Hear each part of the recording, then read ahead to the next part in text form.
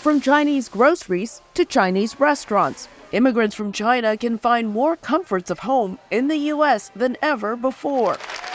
This year, the U.S. celebrated the 80th anniversary of the repeal of the Chinese Exclusion Act, a law that banned Chinese laborers from immigrating to America. And we honor those who fought so hard to repeal that law.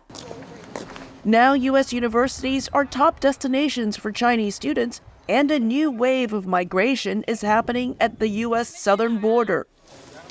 Chinese migrants fly to Ecuador, then travel by foot, boat, and bus through South and Central America to the U.S.-Mexico border. Xinjiang survived the dangerous journey with his family and spoke to VOA earlier this year. He's using a pseudonym because he fears retaliation from the Chinese government.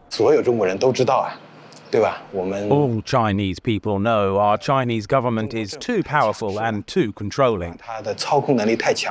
There has been a sharp increase of these crossings from just over 2,000 in fiscal year 2022 to more than 24,000 this fiscal year. People in China are very frustrated. They see lack of opportunity. They see the Chinese economy stagnating.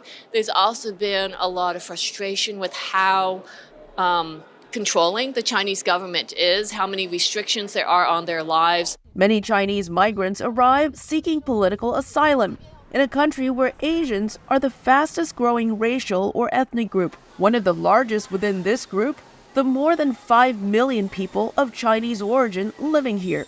Asian Americans are reporting acts of hate within the country. The most prevalent types of hate are harassment. That makes up roughly 88% of those reported to us. And this is most often verbal harassment. There are new controversial restrictions in Florida this year that ban citizens from China and other U.S. adversary countries from purchasing property and prohibit universities within the state from accepting money and partnering with China and other nations labeled as a foreign country of concern. With U.S.-China tensions playing out locally, in some cases, Chinese immigrants are no longer seen as a bridge between the two countries. Immigrant Chinese Americans are facing a lot of pressure, not just in the United States, but there has also been a lot of pressure in China as not being sufficiently patriotic or nationalistic to China. And so they have more and more found themselves in this really hard place. But not every Chinese has had a difficult time.